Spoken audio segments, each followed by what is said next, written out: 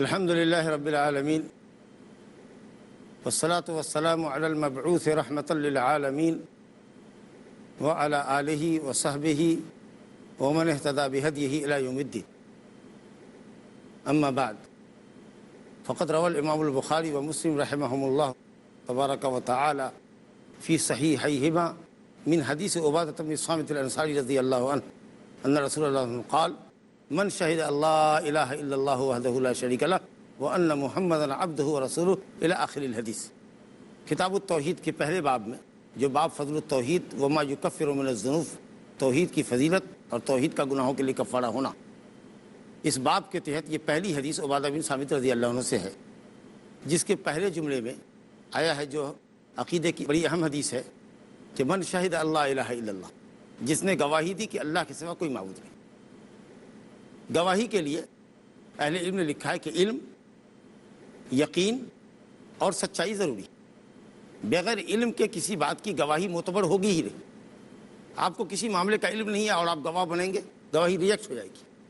تو اس کلمے کے اقرار سے پہلے اس کا معنی معلوم ہونا چاہیے. چنانچہ رب العالمین سورہ محمد آیت نمبر 19 میں فرماتے ہیں: فَعْلَمْ أَنَّهُ لَا إِلَٰهَ إِلَّا اللَّهُ، جان لو کہ اللہ کے سوا کوئی معبود نہیں. فَعْلَمْ، پہلے کہا فَعْلَمْ، خوب اچھی طرح جان لو. لا الہ الا اللہ کہنے سے پہلے اس کا معنی جان لو کہ کیا بول رہے ہو، کیا اقرار کر رہے ہو، کیونکہ بغیر علم کے اقرار صحیح نہیں ہوگا. اور اسی طریقہ سے صرف معنی جان کر کے کلمہ زبان سے پڑھنا ہی گواہی نہیں ہے، اس کے تقاضے بھی پورے کرنے.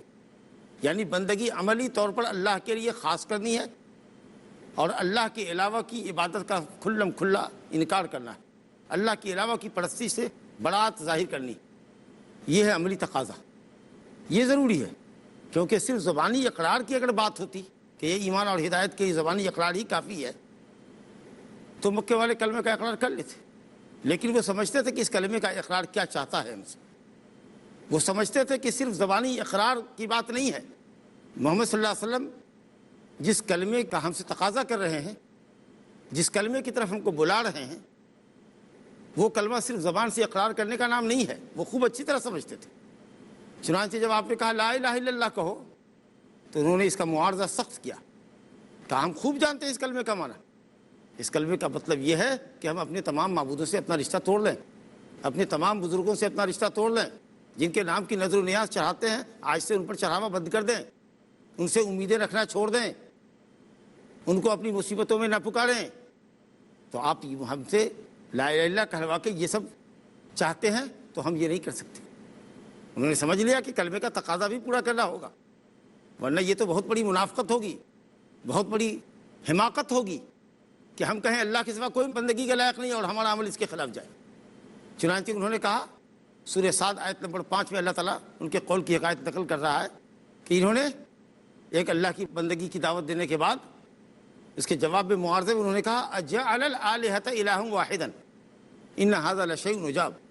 انہوں نے تمام آلہہ کی جگہ پر ایک معبود کی بات کہی ہے، تمام معبودوں کی جگہ پر ایک معبود کو ماننے کی بات کہہ رہے ہیں. یہ ہمارے لیے بہت تعجب کی بات ہے، ناقابل قبول بات ہے. انہوں نے انکار کر دیا. وہ جانتے تھے کہ لا الہ الا اللہ پڑھنے کے بعد ہم کو اپنے تمام معبودوں سے رشتہ توڑنا ہوگا.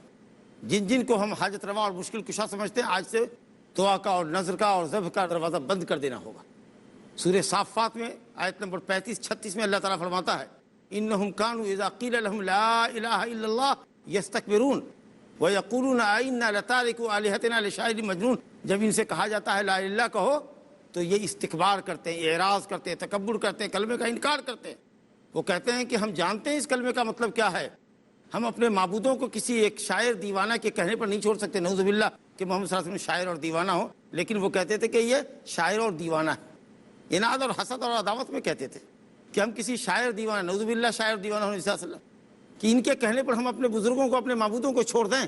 گویا یہ کلمہ چاہتا ہے کہ آپ بزرگوں سے اپنا رشتہ توڑ لیں، جن کے لیے آپ بندگی بجا لاتے ہیں، جن کو آپ اللہ کی بندگی میں شریک کرتے ہیں، جن کے لیے وہ قول و فعل انجام دیتے ہیں جو کام صرف اللہ کے لیے جائز ہے، اللہ کے لیے روا ہے، وہ کام آپ دوسروں کے لیے کرتے ہیں۔ تو معلوم یہ ہوا کہ کلمے کی شہادت اور گواہی صرف زبان سے نہیں ہوگی، عمل سے بھی گواہی دینی ہوگی، اور دل کے اندر تو ایمان پیوست ہونا ہی چاہیے کہ ایمان نام تصدیق کا بنیادی طور پر دل میں تصدیق ہو، اور جس اللہ کی وحدانیت کی آپ تصدیق کرتے ہیں زبان سے اس کا کلمہ پڑھیں، لا الہ الا اللہ، کہ اللہ کے سوا کوئی بندگی کے لائق نہیں، الوہیت کی اللہ کے علاوہ سے نفی کریں، اور الوہیت اور عبادت کو صرف اللہ کے لیے خاص کریں، اور اپنے عمل کے ذریعے بھی اس بات کو ثابت کریں۔ اگر عمل اس کے خلاف ہے، کلمہ پڑھ رہے ہیں لا الہ الا اللہ اور کر رہے ہیں شرک، تو یہ قطعاً لا الہ الا اللہ کی گواہی نہیں ہوگی۔ یہی یہ بات بھی آپ کے لیے مناسب ہے سمجھ لینا کہ جو لوگ ایسی حرکتیں کرتے ہیں، لا الہ الا اللہ کا زبانی اقرار کرتے ہیں، عمل بالکل اس کے خلاف کرتے ہیں، ان سے پوچھو کہ لا الہ کا کیا معنی ہے، تو کہیں گے الہ مانے معبود نہیں، الہ مانے خالق، الہ مانے رازق، الہ مانے موجد، کائنات کو وجود بخشنے والا۔ یہ سب چیزیں بھی الہ کی صفت ہیں۔ معبود وہی ہوگا جو خالق ہوگا، جو رازق ہوگا، جو موجد ہوگا، جو کائنات کی تدبیر و تصریف کرنے والا ہوگا۔ بالکل یہ تو معبود کے خصائص اور لوازم میں سے ہیں، لیکن الہ کے معنی خالق اور معبود نہیں ہے لغت کے اندر۔ الہ یا لہو، عبد یعبدو، الہ، الہ کے معنی معبود، الہ فعال کے وزن پر، جیسے کتاب، کتاب مکتوب کے معنی میں اس میں حروف لکھے ہوتے ہیں، کتاب بمعنی مکتوب، ایسی چیز جس میں تحریر ہو۔ الہ بمعنی مألوہ، مألوہ بمعنی معبود، الہ یا لہو معنی عبد یعبد، مألوہ معبود، جس کی ساری مخلوق عبادت کرے، وہ ہستی جو اپنی مخلوق کی بندگی کی عبادت کی تنہا مستحق۔ اللہ کے معنی معبود۔ حضرت عبداللہ بن عباس نے کہا اللہ کا معنی اللہ ذو الالوہیت علی خلقہ اجمعین، وہ ذات جو اپنی تمام مخلوق کی بندگی کی اکیلی مستحق ذات ہے۔ بہت سے لوگوں کو اللہ کا معنی نہیں معلوم، پوچھو اللہ کا تو اللہ معنی اللہ، اللہ کا کیا معنی؟ کسی لفظ سے آپ اللہ کے معنی کو ادا نہیں کر سکتے۔ الہ اور اللہ معنی معبود، وہ ہستی جو اپنے مخلوق کی بندگیوں کی اکیلی مستحق ہے۔ تمام مخلوقات کو اللہ نے وجود بخشا ہے، اس سے وہ بندگی کا مستحق ہے۔ تو الہ معنی معبود ہے، الہ معنی پیدا کرنے والا، خالق مالک نہیں۔ اگر آپ یہ معنی رکھتے ہیں تو اس کا مطلب ہے کہ ابو جہل ابو لہب کو آپ اسلام کی سرٹیفکیٹ، ایمان کی سرٹیفکیٹ دے رہے ہیں، کیونکہ وہ بھی اللہ کو خالق مالک رازق تو مانتا ہی تھا، اس میں تو کہیں کوئی ڈاؤٹ نہیں تھا۔ بس جو معاملہ تھا کہ وہ بندگی کو اللہ کے لیے خالص نہیں کرتا تھا۔ تو لا الہ الا اللہ کہنے والوں کو سمجھنا چاہیے کہ اس کلمے کا معنی کیا ہے، اس کا تقاضا کیا ہے۔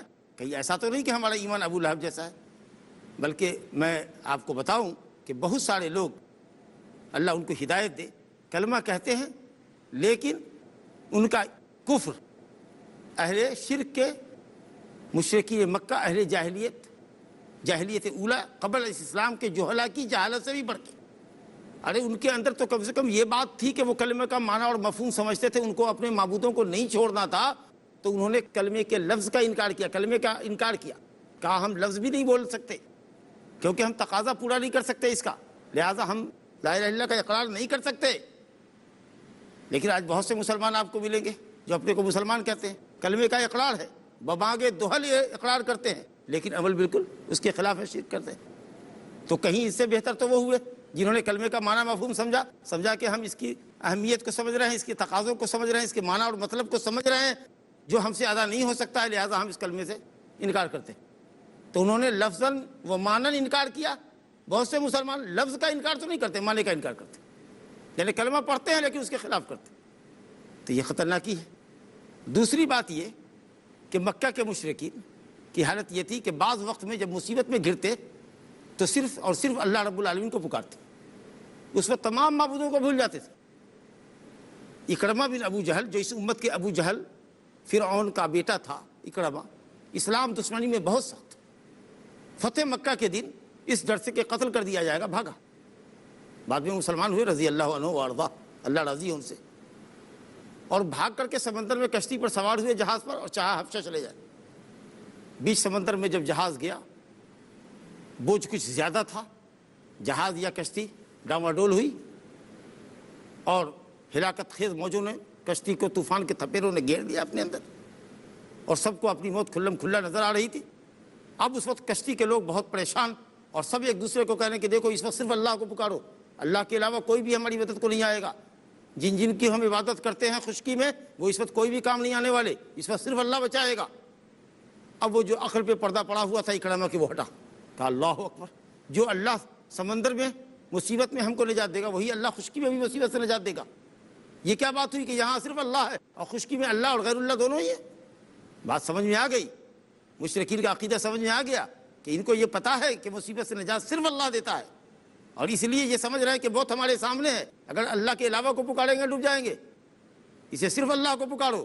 جھوٹا وعدہ کر دیتے تھے کہ اللہ اگر کشتی ساحل نجات پہ لگ گئی تو ہم مسلمان ہو جائیں گے، تیرے نبی کا کلمہ پڑھ لیں گے، ہم کو معاف کر دے۔ اللہ رب العالمین سورہ عنکبوت آیت نمبر 65 میں اس کا نقشہ کھینچتا ہے، اور بھی دوسرے مقام پر آیت ہے فَإِذَا رَكِبُوا فِي الْفُلْكِ دَعَوُا اللَّهَ مُخْلِصِينَ لَهُ الدِّينَ فَلَمَّا نَجَّاهُمْ إِلَى الْبَرِّ إِذَا هُمْ يُشْرِكُونَ، کہ جب یہ کشتی میں سوار ہوتے ہیں، کشتی گرداب بلا ہوتی ہے، ڈوبنے لگتے ہیں تو اللہ کو مخلص ہو کر پکارتے ہیں، شرک بھول جاتے، اس وقت توحید مانتے، اللہ ہی اکیلا مستحق ہے اور اللہ ہی اکیلا پریشانیوں کو دور کرنے والا ہے۔ لیکن جب اللہ تعالیٰ خشکی پہ لے آتا ہے پھر وہ شرک کرنے لگتے ہیں۔ وہاں سے اکرمہ بھاگے اور کہا کہ اللہ اگر یہ کشتی نجات کو لگ گئی اور ہمیں نجات مل گئی تو ہم تیرے نبی کے پاس آئیں گے، ان سے معافی چاہیں گے، کلمہ پڑھیں گے، چنانچہ وہ مسلمان۔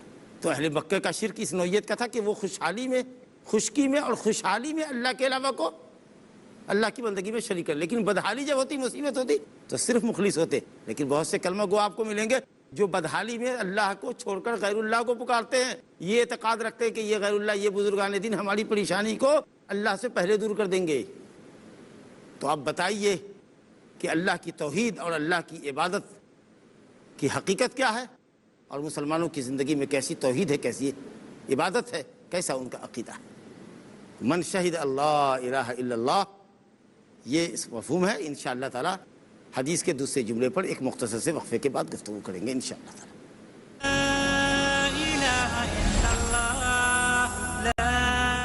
السلام علیکم ورحمۃ اللہ وبرکاتہ۔ مختصر سے وقفے کے بعد پھر آپ کو عبادہ بن صامت کی حدیث کی سیر کراتے ہیں۔ رسول گرامی صلی اللہ علیہ وسلم نے اس اہم حدیث کے اندر، جس میں عقیدہ کے اہم مسائل بیان کیے گئے ہیں، جس میں ہم نے شہادت اللہ الہ الا اللہ کا معنی سمجھا کہ جس نے علم، یقین اور سچائی کی بنیاد پر علماً و عملاً معنی سمجھتے ہوئے عملی اعتبار سے لا الہ الا اللہ کی گواہی دی، لا الہ الا اللہ کو عملی طور پر ثابت کر دیا اور شرک سے اپنا دامن بچایا۔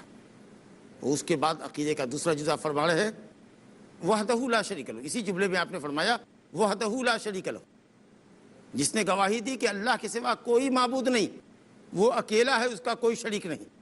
وحدہ، وہ اکیلا ہے، لا شریک لہ، اس کا کوئی شریک نہیں، نہ ربوبیت میں، نہ ناموں اور صفتوں میں، اور نہ ہی الوہیت۔ اصل ہے کہ الوہیت کے اندر اس کا کوئی شریک نہیں، بندگی کے اندر کوئی شریک نہیں، کیونکہ مکے والے خالق رازق ہونے میں تو اللہ کے کسی کو شریک مانتے ہی نہیں تھے۔ تو لا شریک لہ یعنی اصل میں یہ شرک کی نفی ہے، وہ یہ کہ بندگی میں اس کا کوئی شریک نہیں۔ تو آپ بتائیے کہ وحدہ لا شریک لہ، لا الہ الا اللہ کے کس جملے سے وحدہ لا شریک لہ کے کس لفظ کا تعلق ہے؟ وحدہ لا الہ الا اللہ کے کس لفظ کو انڈیکیٹ کر رہا ہے؟ الا اللہ کو۔ جب آپ کہتے ہیں لا الہ الا اللہ، اللہ کے سوا کوئی معبود نہیں ہے کوئی معبود مگر اللہ، تو مگر اللہ کا جو مفہوم ہے اسی کو کہتے ہیں وحدہ، یعنی اللہ ایک اکیلا ہے۔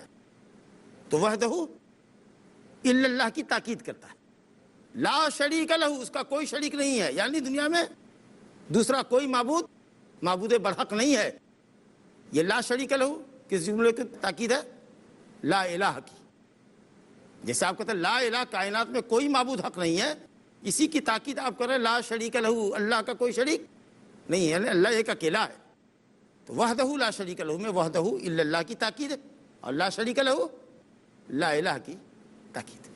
اتنی تاکید کے بعد جب آپ اس کلمے کو سمجھ بوجھ کر کے بولتے ہیں، اس پر دل آپ کا مطمئن ہوتا ہے اور آپ کا عمل آپ کے قول اور عقیدے کا ساتھ دیتا ہے، موافقت ہے، منافقت نہیں ہے۔ اس کے بعد نبی صلی اللہ علیہ وسلم نے فرمایا وَأَنَّ مُحَمَّدًا عَبْدُهُ وَرَسُولُهُ، اور اس بات کی بھی گواہی دو، علم، یقین اور سچائی کی بنیاد پر اس بات کی گواہی دو کہ محمد صلی اللہ علیہ وسلم اللہ کے بندہ اور اس کے رسول ہیں۔ عبد، عابد، عبادت گزار ہے، یعنی وہ معبود نہیں ہے۔ عبادت صرف اللہ کا حق ہے، عبادت میں نبی صلی اللہ علیہ وسلم بھی شریک نہیں ہے۔ اگر کوئی ان کے لیے بھی عبادت کرے، ان کے نام کی نذر و نیاز بھی چڑھائے، مصیبت میں ان کو پکارے، تو بھی مشرک ہوگا، کیونکہ دعا عبادت ہے، نذر عبادت ہے، توکل عبادت ہے، رجا اور خوف عبادت ہے، یہ سب اللہ کا حق ہے۔ نبی صلی اللہ علیہ وسلم عبد ہیں، اور یہ خاص وصف ہے نبی صلی اللہ علیہ وسلم کا۔ بڑے اہم مقامات پر اللہ نے اپنے نبی کو عبد کہا ہے۔ سبحان الذی اسریٰ بعبدہ لیلا من المسجد الحرام الی المسجد الاقصی الی آخر آیہ۔ وہ ذات، اللہ کی ذات ہر عیب اور نقص سے پاک ہے، جو اپنے بندے کو راتوں رات سفر کرایا، زمینی سفر کرایا، مسجد حرام سے مسجد اقصی تک۔ یہ جو اسراء اور اس کے بعد معراج کا سفر ہوا، یہ جو خاص اعزاز اور اکرام اللہ کی طرف سے آپ کو حاصل ہوا، یہ آپ کی عبودیت کی وجہ سے، غلامی کی وجہ سے، کہ آپ نے اللہ رب العالمین کی غلامی کا وہ حق ادا کیا جو آپ سے پہلے کسی نے نہیں ادا کیا۔ قرآن مجید جیسی عظیم کتاب اللہ نے آپ پر اتاری ہے، جو تمام آسمانی کتابوں کی محافظ ہے اور جامع ترین کتاب ہے، اور رہتی دنیا تک کے انسانوں کی رہنما کتاب ہے۔ یہ بھی کتاب آپ پر اللہ نے اتاری ہے۔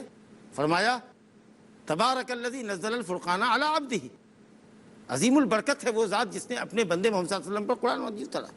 اللہ تعالیٰ نے اپنے نبی کو سورہ جن میں کہا وَلَمَّا قَامَ عَبْدُ اللَّهِ يَدْعُوهُ كَادُوا يَكُونُونَ عَلَيْهِ لِبَدًا، جب اللہ کا بندہ اللہ کی بندگی کے لیے کھڑا ہوا تو جن لگتا تھا کہ ٹوٹ جائیں گے، ٹوٹے پڑیں گے آیتوں کو سننے کے واسطے۔ یہاں بھی اللہ نے عبد کہا اور مقامات پر عبد کہا۔ تو عبودیت خاص وصف ہے نبی صلی اللہ علیہ وسلم کا، اور کسی بھی بندے کے لیے، ظاہر ہے کہ ایک اللہ معبود ہے، باقی سب بندے، تو بندے کے لیے اس سے بڑا کوئی اعزاز ہی نہیں ہو سکتا کہ وہ اللہ کی بندگی کرے۔ اگر وہ بندگی سے سرتابی کرتا ہے تو حد درجہ ضلالت میں ہے، ہلاکت میں ہے۔ بندے کا اعزاز اور اکرام یہی کہ وہ بندہ ہو اور بندگی اللہ کے لیے بجا لے۔ تو نبی صلی اللہ علیہ وسلم عبد ہیں، عابد ہیں، معبود نہیں، مملوک ہیں، مالک نہیں، محتاج ہیں، داتا نہیں، وہ رسول ہو، اور اس بات کی بھی گواہی دے دی ہے صدق اور یقین کی بنیاد پر، علم کی بنیاد پر، کہ آپ اللہ کے رسول ہیں، میسنجر ہے، آخری رسول ہے۔ آپ کو اللہ تعالیٰ نے دنیا انس و جن کی ہدایت کے واسطے بھیجا ہے۔ قیامت تک کے آنے والی انسانیت کی نجات آپ کی لائی ہوئی شریعت کی پیروی میں۔ تو عبدیت اور رسالت یہ دو اہم وصف جن کا ذکر اس حدیث میں کیا گیا کہ آپ بندے ہیں، معبود نہیں۔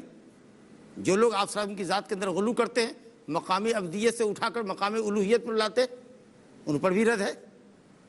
اور جو لوگ آپ کو رسول مانتے ہیں لیکن زبان سے مانتے ہیں، آپ کی بات نہیں مانتے، آپ کی بات کی تعویل بیجا غلط تعویل کرنے کے لیے کھڑے رہتے ہیں، قیچی رکھے رہتے ہیں کاٹنے کے واسطے، دوسروں کے اقوال کو آپ کے اقوال پر مقدم کر دیتے ہیں، تو حقیقت یہ ہے کہ وہ تنقیص کرتے ہیں، آپ کے مقام اور مرتبے سے فروتر معاملہ کرتے ہیں آپ سے۔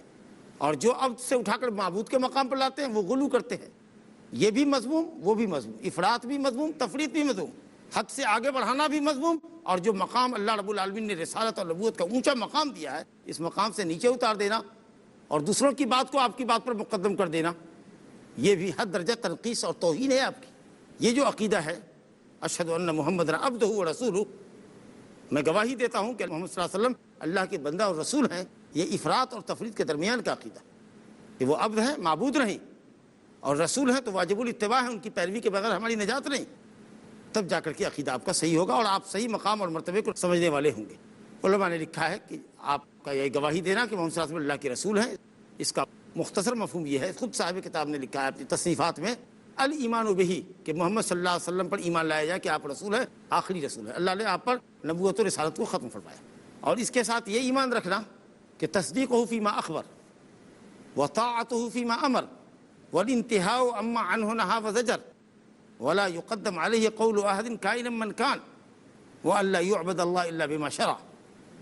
محمد صلی اللہ علیہ وسلم پر ایمان لانے کا مطلب یہ کہ آپ پر ایمان لائے، آپ کی رسالت پر ایمان لائے، آپ کو ختم المرسلین سمجھے، خاتم النبیین سمجھے، آپ کی خبروں کی تصدیق کریں، جو خبریں آپ نے دی ہیں گزشتہ قوموں کے متعلق، موجودہ زمانے کے متعلق، آنے والے زمانے کے متعلق، ما بعد الموت کے متعلق قیامت کی جو تفصیلات اللہ سبحانہ وتعالیٰ کے بتانے پر آپ نے بتائی ہے، ان تمام باتوں میں آپ سچے ہیں، کیونکہ اللہ کے خبر دینے پر آپ نے خبر دی، اور جن کاموں کا آپ نے حکم فرمایا ہے ان کو بجا لائے، اور جن کاموں سے آپ نے روکا ہے ان سے ٹوٹلی رک جائے، اور نبی صلی اللہ علیہ وسلم کی بات آ جائے سامنے تو کسی کی بات کی اہمیت نہ دیں، کسی کی رائے کا کوئی اعتبار ہی نہیں ہم کی رائے کے مقابلے اور آپ کی بات کے مقابلے، حدیث کے مقابلے میں کسی کی رائے، کسی کے فتوے، کسی کے قول کا کوئی ویلو نہیں، کسی کے قول کو آپ کے قول پر، آپ کی بات پر، آپ کی سنت پر، آپ کی حدیث شریف کے اوپر مقدم نہ کیا جائے، اور اللہ سبحانہ و تعالیٰ کی بندگی آپ کے بتائے ہوئے طریقے کے مطابق کی جائے، یہ معنی ہے اشہد ان محمدً عبدہ ورسولہ، تب جا کر یہ عقیدہ صحیح ہوتا ہے۔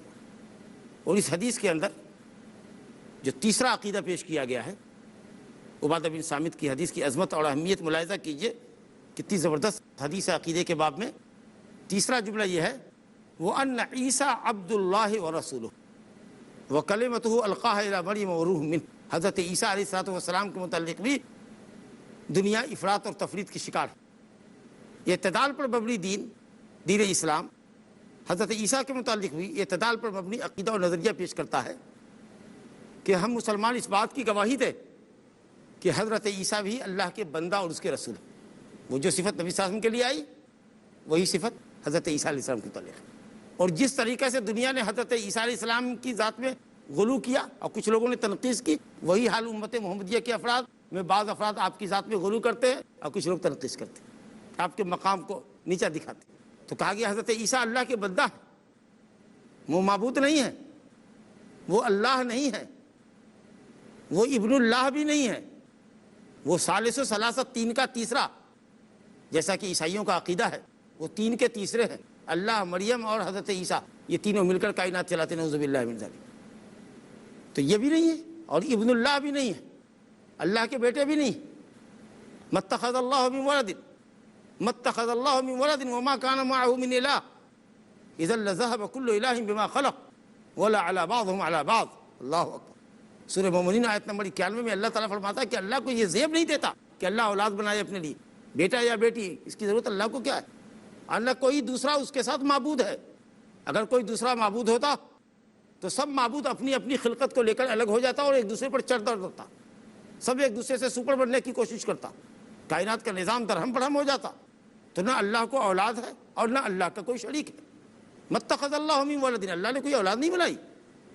تو حضرت عیسیٰ علیہ السلام کے متعلق سمجھنا کہ وہ اللہ کے بیٹا ہے، نعوذ باللہ، اس کی نفی، اللہ ہے نعوذ باللہ، یہ بات بھی غلط، کیونکہ اللہ نے اپنے سوا کسی دوسرے کو معبود بنایا ہی نہیں، عبادت کا حق دیا ہی نہیں۔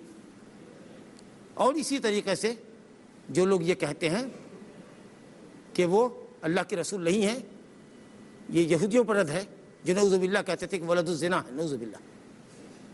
حضرت مریم بطول طاہرہ کو کہتے تھے نعوذ باللہ کہ وہ زانیہ ہے، اللہ کی لعنت ہوئی یہودیوں پر۔ تو یہ حد درجہ تنقیص کرتے تھے، اور نصارہ غلو کرتے تھے کہ وہ عبد نہیں ہے، معبود ہے، وہ اللہ کے بیٹے ہیں، معبود ہے، ان کی بندگی کرو۔ حالانکہ خود حضرت عیسیٰ علیہ السلام نے کیا کہا؟ انی عبد اللہ آتانی الکتاب وجعلنی نبیا، سورہ مریم میں آیت نمبر 30 میں اللہ فرماتا ہے کہ خود حضرت مریم علیہ السلام جب لے کر کے ان کو آئی تو گہوارے میں ماں کی گود سے بولے انی عبد اللہ، میں اللہ کا بندہ ہوں، مجھے اس نے کتاب دی ہے اور نبی بنایا ہے۔ تو عبدیت کا اظہار کیا۔ گفتگو کا سلسلہ جاری ہے، انشاءاللہ تعالیٰ دوسری مجلس میں حدیث عبادہ کو مکمل کریں گے۔ السلام علیکم ورحمۃ اللہ وبرکاتہ۔ اللہ اللہ یا ربی یا اللہ، اللہ یا ربی یا اللہ۔ لا إله إلا الله، لا إله إلا الله، لا إله إلا الله، محمد رسول الله۔